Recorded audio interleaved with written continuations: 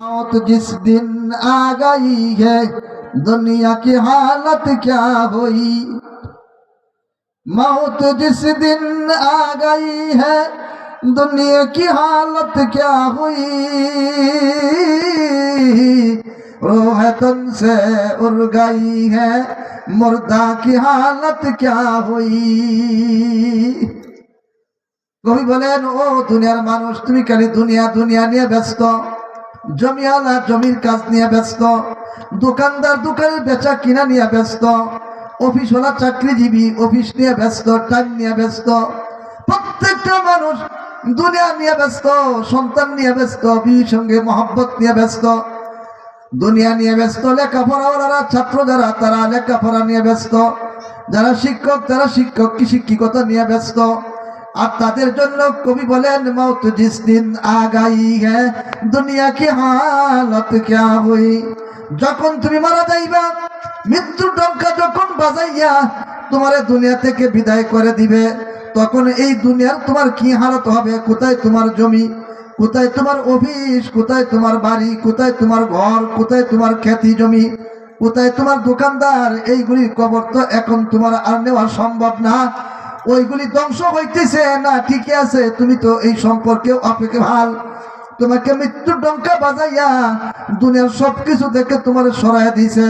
রোহে তনসে উড় গই হ্যায় মুর্দা কি হালত ক্যা হুই।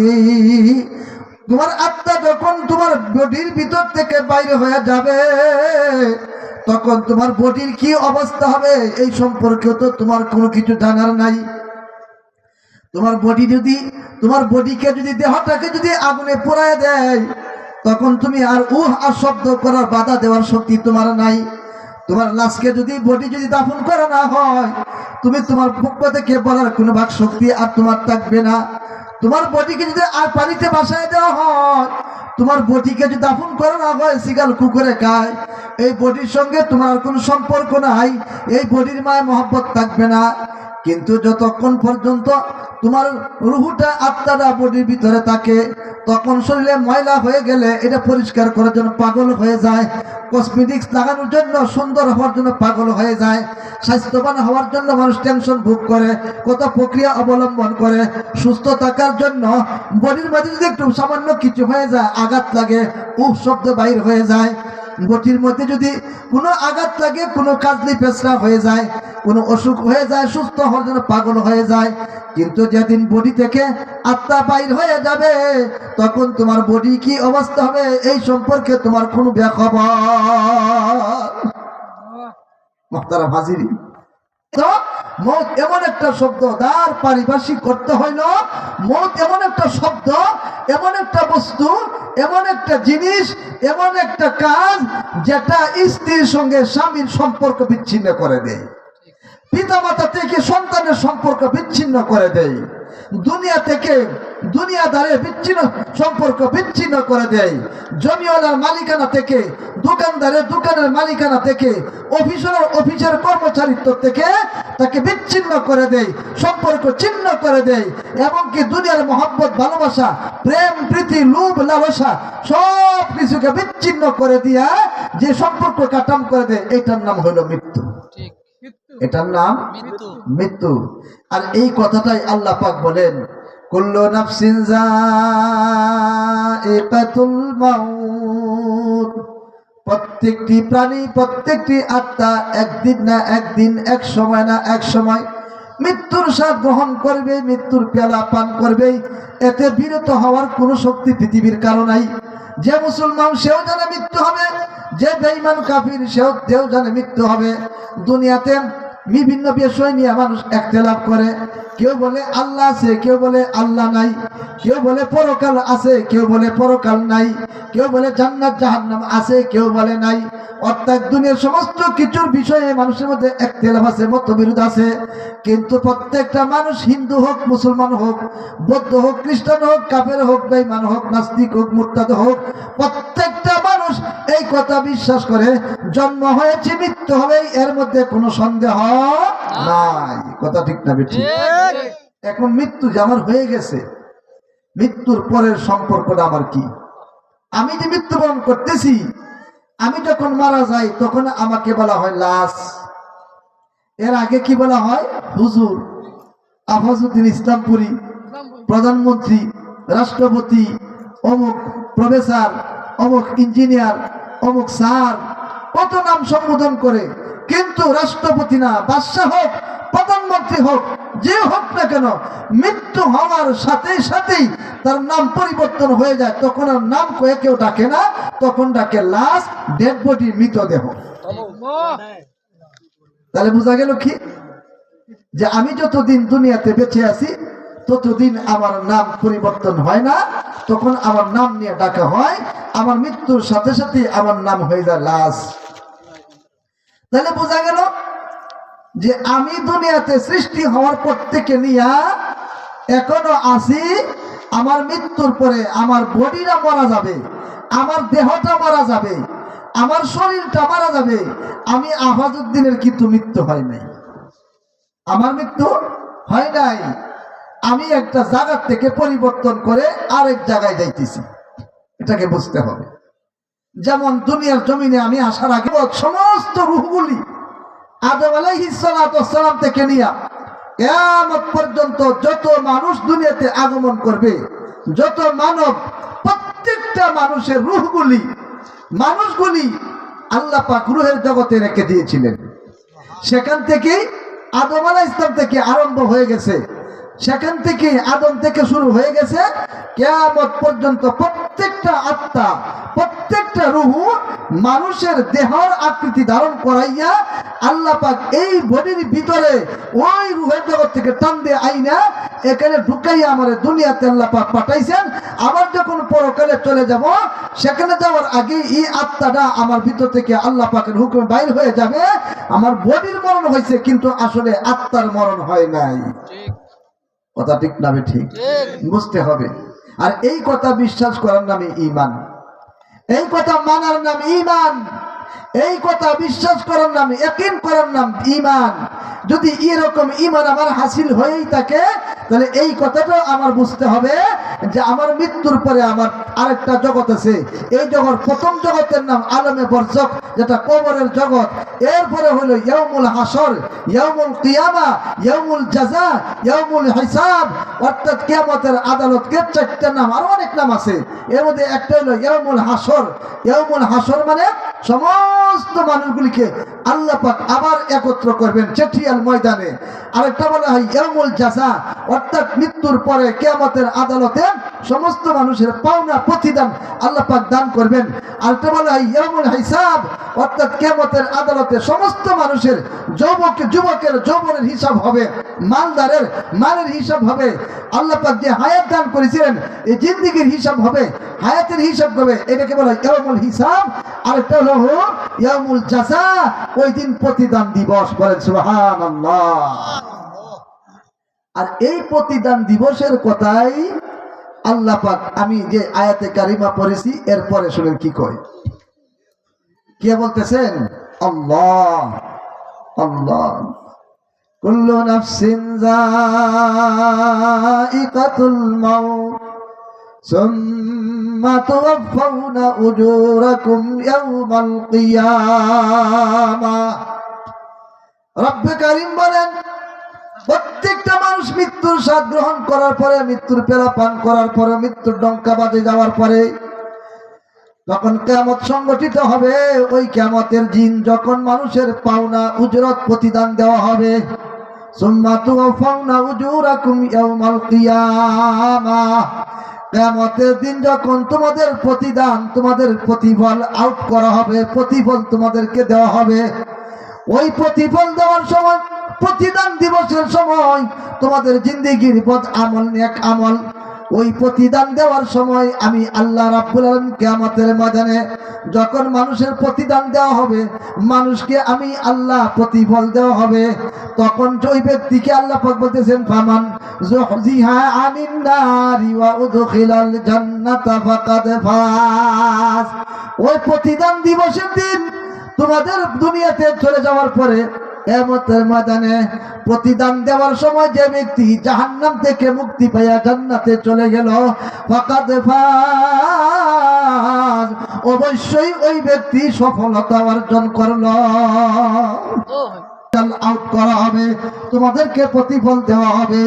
যেই ব্যক্তি দুনিয়ার জমিনে আমি আল্লাহর গোলামি করে, ইবাদত বন্দেগী করে, জিকির আজকার তেলাওয়াত করে, আমি আল্লাহর হুকুম মানিয়া আমার নবী মুহাম্মদুর রাসূলুল্লাহ সাল্লাল্লাহু আলাইহি ওয়াসাল্লামের তরিকায় চলিয়া যে ব্যক্তি নেক আমল নিয়া যাদের আমলনামা ডাইন হাতে পাবে এবং কিয়ামতের আদালতে যাদেরকে আল্লাহ পাক জাহান্নাম থেকে মুক্তি দিয়া জান্নাতে দিবেন, যে ব্যক্তি জাহান্নাম থেকে মুক্তি পাইয়া জান্নাতি হয়ে যাবে, ওই লোকটাই সফলতা অর্জন করেছে।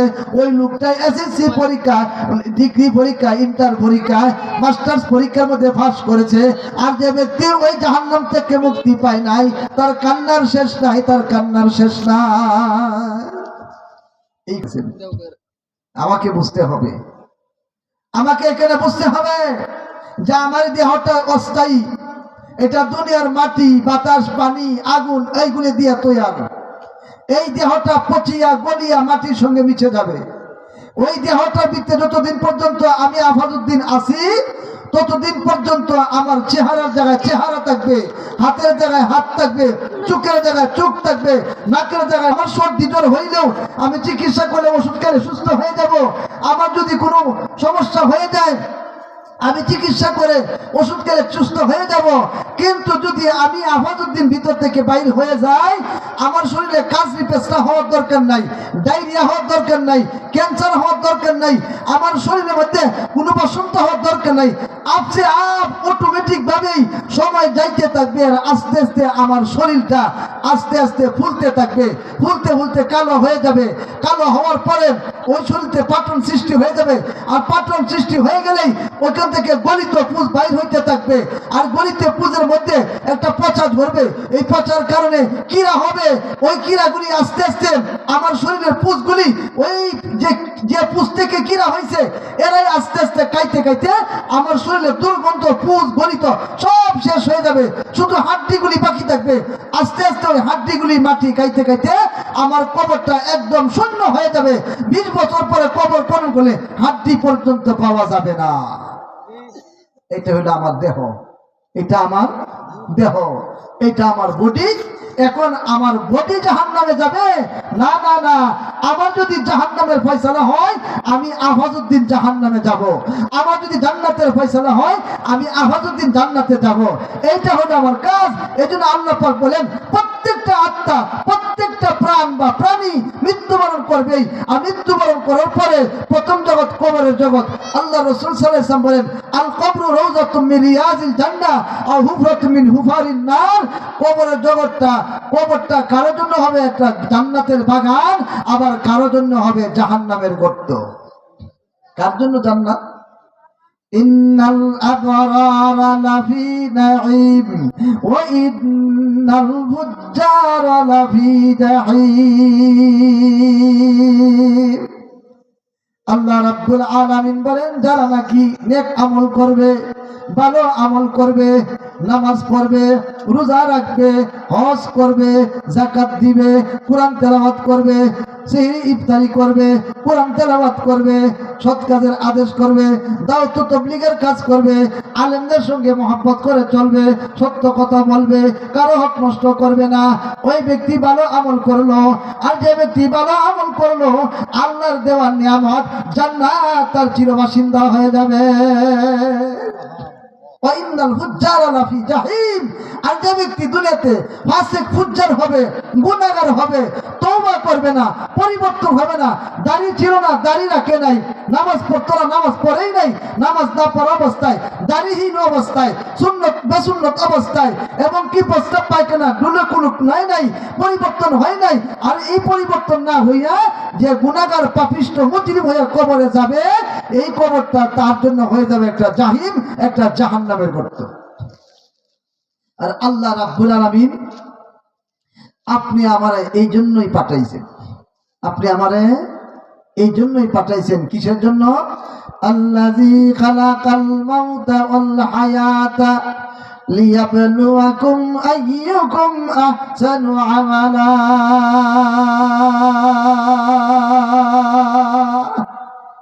আল্লাহ পাক বলেন যে আমি আল্লাযী, ওই সত্তা যিনি খালাকাল মাউতা ওয়াল হায়াতা, যিনি তোমাদেরকে হায়াত এবং মৌতের সমন্বয়ে ভালো আমল করে। বলেন তো ভালো আমল কি? নেক আমল। উত্তম আমল মানে নেক আমল, সব নেকি, ইবাদত, বন্দিগি, এগুলি ভালো আমল। এক বাদশা রাত্রিবেলায় স্বপ্নে দেখছে একটা বিরাট বড় বাঘ তারা দৌড়ায় নিতেছে, আক্রমণ করার জন্য দৌড়াইতেছে। উনি এই বাঘের আক্রমণ থেকে আত্মরক্ষা করার জন্য দৌড়তেছে, আর বাঘ তার পিছনে দৌড়তেছে। এই লোকটা এই বাঘের আক্রমণ থেকে আত্মরক্ষা করার জন্য দৌড়িয়ে গিয়ে একটা গাছের মধ্যে উঠছে। ঘটনাটা ভালো করে বুঝেন। যেই মাত্র গাছের মধ্যে উঠছে, গাছে উঠা যে ডালটার মধ্যে বসছে, হঠাৎ করে তাকায় দেখে এই ডাইনের মধ্যে একটা কালো ইঁদুর আর একটা সাদা ইঁদুর কটকট করে ডাইল কাটতেছে। এখন পয়সা চিন্তা করলো, বাঘের আক্রমণ থেকে আত্মরক্ষা করার জন্য গাছের মধ্যে উঠলাম, এখন গাছের মধ্যে যা বসছি, যেই ডাইনের মধ্যে বসছি, এই ডাইনটাও দেখা যায় দুটা ইঁদুর, কালো ইঁদুর সাদা ইঁদুরে কটকট করে কাটতেছে। আমি তো এই গাছ থেকে এক সময় ডাইন ভাঙিয়ে পড়ে যাই। নিচে তাকাইয়া দেখে বিরাট বড় এক অজগর সাপ একটা গর্তের মধ্যে হা করে বইলেছে। এখন সে এই যে ইঁদুরে কাটতেছে ডাইল, এই ডাইলটা যখন কাটা শেষ হয়ে যাবে, ওই লোকটা সরাসরি ওই সাপের মুখের ভিতরে পড়বে আর সাপ তাকে গ্রাস করে খেয়ে ফেলবে। কেমন বুঝে স্বপ্নটা? এরকম আচানক স্বপ্ন দেখা বাদশার ঘুম ভেঙে গেছে। বাদশা তো এই স্বপ্ন দেখা ঘুম ভাঙার পরে বিরাট আতঙ্ক, কিংকর্তব্য বিমূঢ় ভারাক্রান্ত, হ্যাঁ কি দেখলাম, এমন স্বপ্ন তো জীবনে কোনোদিন দেখি নাই। তার মন্ত্রী পরিষদ, উজির নাজির, প্রজা সব ডাইকা জমা করছে। জমা কইরা বলতেছে, আমি যে গত রাত্রে স্বপ্ন দেখলাম, এই স্বপ্নের বৃত্তান্ত যে বলতে পারবা তাকে পুরস্কার দেওয়া হবে। কি স্বপ্ন? এই ঘটনা বলছে। বলার পরে একজন দাঁড়ায় গেছে, বাদশানন্দন জাহাপনা, আমি আপনার স্বপ্নের ব্যাখ্যা দিতে পারবো। কি ব্যাখ্যা? স্যার, আপনি যে দেখলেন আপনাকে একটা বাঘ দৌড়াইতেছে আক্রমণ করার জন্য, আপনাকে ধ্বংস করার জন্য, আপনি জানেন না এই বাঘটা হলো আপনার মালাকুল মউত আজরাইল আলাইহিস সালাতু ওয়াস সালাম। কি মনে করেন আজরাইল আমার সাথে আছে না? আমার সামনে না পিছনে? আমার সাথে ঘুরতেছে, আমাকে দেখতেছে, পাহারা দিতেছে। আমি কোথায় যাচ্ছি, আমি কি করতেছি, এই আজরাইল আমার সাথেই সর্বদাই আছে। এরপরে আপনি যে দৌড়ে গিয়ে গাছটায় উঠছেন, এই গাছটার নাম শাজারাতুল হায়াত। এটা হায়াতের গাছ, অর্থাৎ আপনার হায়াতের জিন্দিগি। এই গাছটা কি? হায়াতের জিন্দিগি, শাজারাতুল হায়াত। আপনার হায়াতের জিন্দিগির একটা গাছ, এই গাছের মধ্যে আপনি চড়তেছেন, আর মালাকুল মউত আপনাকে পাহারা দিতেছেন।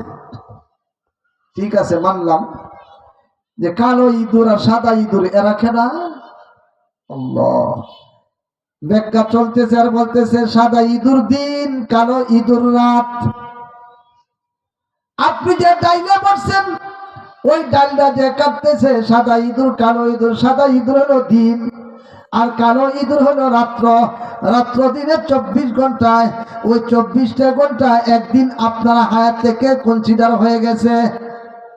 दिन की सूरज डूब रही है हम लोगों की सामने, दिन की सूरज डूब रही है हम लोगों की सामने, रोज हशर में क्या जब है मुस्तफा की सामने। और जुबान ও যুবক, ও তেসাল্লে বয়সের আমার বাবারা ভাইয়ারা, এখনো 40-50 বছর হয়ে গেছে, তোমার চেহারা এখন নবীর সুন্নাত দাঁড়িয়ে আসে না। ওরে যুবক, একটা ভালো মেয়েকে পাওয়ার জন্য, একটা আধুনিক একটা ভালো আইডল মেয়ে পাওয়ার জন্য এখন তোমার দাড়ি রাখতে মন চায় না। ওরে নাকাস্তা নাদান মহিলা, দাড়িওয়ালা জামাই তোর পছন্দ হয় না। তুমি চিন্তা করে বুঝতে হবে, দিন কি সূরজ দুবরাহি হ্যাঁ হাম লোগোं के सामने। ইসলামের সূর্য, দ্বীনের সূর্য, নবীর ধর্মের সূর্য, যে সূর্যের জন্য নবী জীবন দিয়ে শেষ করে গেছেন, ৬৩ বছর কেন্দ্রে কেন্দ্রে ইসলাম প্রচার করে গেছেন, এই দিনের সূর্য আজকে আমার সামনে ডুবে যায়, আমি একটু আফসোস করি না? কিয়ামতের ময়দানে নবীজির সামনে কি জবাব দিবা? একটু চিন্তা করে প্রস্তুত হয়ে যাও। তখন বাদশার এই ব্যাখ্যা চলতেছে, বলতেছে, ও বাদশা, আপনি যে গাছের মধ্যে উঠছেন এটা আপনার দুনিয়া, সাধারণতুল হায়াতের জিন্দিগি। আর একটা কালো ইঁদুর, একটা সাদা ইঁদুর। আজকে আধা ঘন্টা চলে গেছে, আমার জিন্দিগির হায়াত থেকে আধা ঘন্টা কনসিডার হয়ে গেছে। 1 ঘন্টা চলে গেছে, 1 ঘন্টা কনসিডার হয়ে গেছে। আমার দিনের মধ্যে একটা দিন আমার হায়াত থেকে কনসিডার হয়ে গেছে। এভাবে 1 সেকেন্ড, 1 মিনিট, 1 ঘন্টা, 1 দিন, 2 দিন, 1 মাস, 1 বছর করতে করতে হঠাৎ করে আমার হায়াতের জিন্দিগি শেষ হয়ে যাবে। আমার ডাইল কাইটা আমি নিচে পড়ে যাব। বলে আমি দেখলাম একটা গর্ত, এই গর্তের মধ্যে অজগর সাপ দেখলাম, এটা কি? তখন ব্যাখ্যাকারী বলে, ওই গর্তটা হলো আপনার কবর, আর যে সাপ দেখছেন হা করে বসে আছে, এইটা আপনার কবরের আযাব। আপনি যদি নেক আমল না নিয়া, না বেনামাজি হইয়া, বেরোজাদার হইয়া, ঈমান হারা হইয়া কবরে যান, ওই আপনার কবরে অজগর সাপ আপনাকে দংশন করবে। এইটাই হইল আপনার স্বপ্নের ব্যাখ্যা। এই কথা শোনার সাথে সাথেই বাদশার টনক নাইরা গেল, সর্বনাশ, কি বলতেছো তুমি? এই কথা বলার পরেই বাদশা বলতেছে, মিশা মিশি কাটাইলাম জিন্দেগি, মিশা মিশি কাটাইলাম জিন্দেগি, চোখে দেখা হারাইলাম বন্দেগি, চোখে দেখা হারাইলাম বন্দেগি। কারবা বাড়ি, কারবা ঘর, কারবা কি, 3.5 হাত জায়গা হবে নিজ বাড়ি, 3.5 হাত জায়গা হবে নিজ বাড়ি। এমন করে যাইবারে মন, যেই ঘরে নাই বাতি, একাকিনী থাকবারে মন, থাকবে না তোর সাথী। বিছনা নাই রে, ছাটি নাই রে, যেই ঘরে লাখ লাখ বছর কাটতে হবে, সেই ঘরে। কথা ঠিক না ঠিক? সত্য কিনা বলেন? এই দুনিয়া কি থাকতে পারবে? এই জন্য আমি মাঝে মাঝে কোনো মাহফিলে বলে থাকি, ওরা দোস্ত, ওরা আমার যুবক বন্ধু, ওরা মুরব্বী, তোমার আফাজউদ্দিন ইসলামপুরী ওয়াজ পড়ার দরকার নাই, মুফতি শহীদুল্লাহ শাহ ওয়াজ পড়ানোর দরকার নাই, মুফতি মাওলানা আবু বকর সিদ্দিক জাবি হুজুর আপনাকে ওয়াজ পড়ার দরকার নাই। আজকে ওই যে কয়লা করি জান্নাতুল মুমিনিন গুরুস্থানের সংলগ্ন যে মাহফিল, আপনি ওই গুরুস্থানের পাশে কালকে সকালে ফজর নামাজ পড়ে দাঁড়ায় যান, ওই গুরুস্থানের পাশে দাঁড়ান, দাঁড়াইয়া আপনার মনকে আপনি ওয়াজ করেন, আর বলেন, ওরে মন, তোরে কিন্তু আমি একটা ওয়াজ পড়ে শোনাইতেছি, তুই আজকে নামাজ পড়তে তোর সময় নাই, তবলিগে যাওয়ার তোর সময় নাই, চিল্লা দেওয়ার তোর সময় নাই। তবলিগ জামাত মসজিদে আসছে, মাগরিবের পরে একটু সময় পয়সা কি বলে এই কথাগুলি শুনবে তোর সময় নাই। দুনিয়া নিয়ে ব্যস্ত, তোর দোকান নিয়ে ব্যস্ত, জমি নিয়ে ব্যস্ত, তোর চাকরি অফিস নিয়ে ব্যস্ত। ওরে মন, আজকে ফজরের পরে আমি তোরে এখানে নিয়ে আসছি, মন তোরে একটা ওয়াজ পড়ি, একটু ভালো করে শুন। তখন মন রে বলে, ওরে মন, এই দেখ গুরুস্থানটা, এটা আমার দাদার, আমার দাদা দুনিয়া থাকতেও জমি নিয়ে ব্যস্ত ছিল, চাকরি নিয়ে ব্যস্ত ছিল, দোকান নিয়ে ব্যস্ত ছিল, খালি কইতো আমার আমার আমার, আর কি নুরে খালি আমার বাড়ি, আমার ঘর, আমার দোকান, আমার ক্ষেত, আমার সন্তান, আমার গাছ, আমার খেতি, সব কিছু আমার, এই কথা কিন্তু খালি বলতো। ওরে মন ভালো করে বুঝ, হঠাৎ করে একদিন আমার দাদার মৃত্যু টঙ্কা বেজে গেছে। মালাকুল মউত আজরাইল আইসা আমার দাদার মৃত্যু টঙ্কা বাজাইয়া দুনিয়া থেকে বিদায় করে দিয়েছে। আমার বাবা গরম পানি করাইছেন, বাজার থেকে টাকা দিয়ে কাপড়ের কাপড় আনাইছেন, আনাইয়া গোসল করাইয়া আমার দাদারে ওই ঘর থেকে বাহির করিয়া ওই গোসল করাইয়া ওই সাদা কাপড়ের ভিতরে ঢুকাইয়া চকলেটের মতো পেঁচাইছেন, পেঁচাইয়া ওই পালকির ভিতরে শুয়াইয়া ওই ঈদগার মাঠে নিয়া মুফতি শহীদুল্লাহ সামনে দিয়া জানাজা নামাজ পড়াইয়া আমার দাদারে কিন্তু আমার বাবা এই কবরস্থানে শুয়াইছিল। এরপরে আমার দাদা যখন চলে গেছে, জমির খবর নাই, বাড়ির খবর নাই, কিচ্ছুর খবর নাই। হঠাৎ করে একদিন আমার বাবা কয় আমার দাদা যেমন বলতো আমার, এখন আমার বাবা বলে এখানে আমার বাড়ি, আমার ঘর, আমার ক্ষেত, আমার জমি, আমার চাকরি, আমার দোকান, বাবা বলতো আমার। ওরে মন ভালো করে দেখ, এই গুরুস্থানটা কিন্তু এখন আমার বাবার। দাদার পাশে আমার বাবারে আমি নিজের হাতে শুয়াইছি। যখন আমার বাবা মারা গেল, মারা যাওয়ার পরে আমি বাজার থেকে কাফনের কাপড় আনাইয়া গ্রামবাসী দাওয়াত দিয়া কাফনের কাপড়ের ভিতরে ঢুকাইয়া চকলেটের মতো পেঁচাইয়া ওই পালকির মধ্যে শুয়াইয়া ওই আবু বকর সিদ্দিককে হাদিস সাবুজের দিয়া জানাজা নামাজ পড়াইয়া আমার বাবারে কিন্তু ওই দাদার পাশে গুরুস্থানে আমি শুয়াইছি।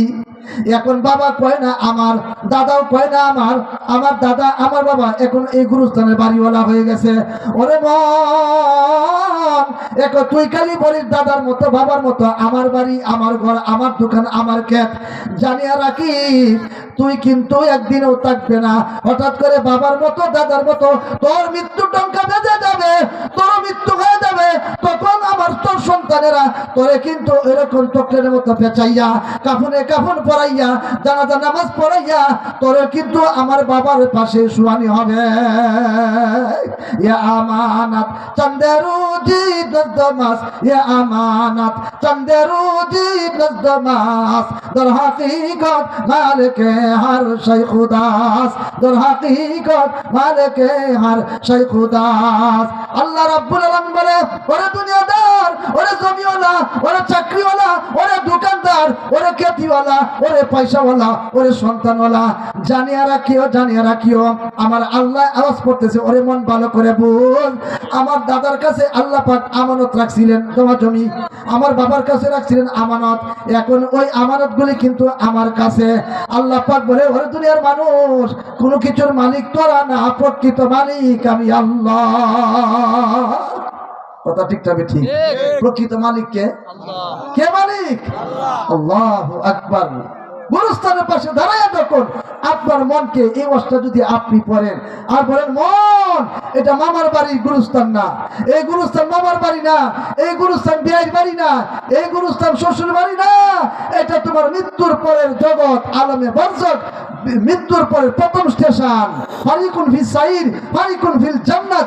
এখান থেকে আস্তে আস্তে আস্তে আস্তে কিয়ামতের ময়দানে আমরা সবাই একত্রিত হয়ে যাব। ওইখানে আমাদের জিন্দেগির হিসাব নেওয়া হবে, যৌবনের হিসাব নেওয়া হবে, মালের হিসাব নেওয়া হবে, সময়ের হিসাব নেওয়া হবে। আমি কি জানছি, কি করছি, কতটুক শিখছি, কতটুক করছি, কতটুক জানছি, ইত্যাদি ইত্যাদি সমস্ত জিন্দেগির হিসাব নেওয়া হবে।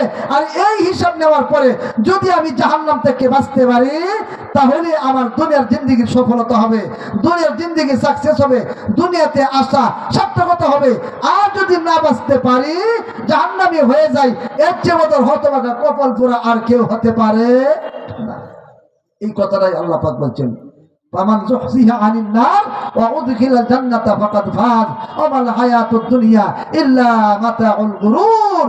আজকে দুনিয়া যে আমরা দুঃখের মধ্যে পড়ছি, আসলে দুনিয়ার শান শৌকত, ব্যাংক ব্যালেন্স, টাকা পয়সা, অট্টালিকা, যা কিছু এইগুলি আসলে একটা দুঃখা। এটা কি? আসলে একটা দুঃখা।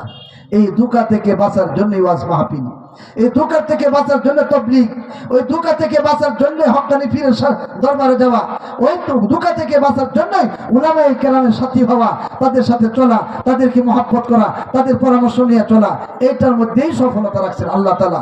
এই জন্য আমি আপনাদের পায়ে হাত রেখে বলে যাই, আমরাও একদিন এই গুরুস্থানের বাসিন্দা হয়ে যাব। আমরা থাকতে পারবো না। এই জন্য মুহতারাম দুস্থ বুজুর্গ, আল্লাহর হস্তে বলতেছি, হাতে পায়ে রেখে বলতেছি, হাতের মধ্যে পায়ের মধ্যে হাত রেখে বলতেছি, দয়া করে আমরা এখনো সময় আছে, আল্লাহর হুকুম পালন করি, দুনিয়া ঠিক থাকবে। যারা নামাজ পড়ে তাদের সব ঠিক আছে, যারা তাবলীগ করতেছে তাদের সব ঠিক আছে, যারা খানকায় যাইতেছে তাদের সব ঠিক আছে, আর যারা যাইতেছি না আমাকে বুঝতে হবে আমার সামনে বিপদ আছে। আল্লাহ তাআলা আমাদের সবাইকে বুঝার এবং আমল করার তৌফিক দান করেন। A to Z, first to last, আউয়াল সে আখির তক যত আলোচনা হবে প্রত্যেকটা আলোচনা আমরা বাড়িতে নিয়ে যাওয়ার চেষ্টা করব এবং শেষ একটা দাওয়াত দিয়ে যাই। 1 নম্বর, দয়া করে সামনে আসতেছে মাহে রমজান, আমি আপনাদেরকে অনুরোধ করে বলতেছি, আল্লাহর দোহাই দিয়ে বলতেছি, আমরা সেহরি ইফতারি করবো হালাল রিজিকের দ্বারা। সেহরি ইফতারি একদম হালাল রিজিকের দ্বারা করব।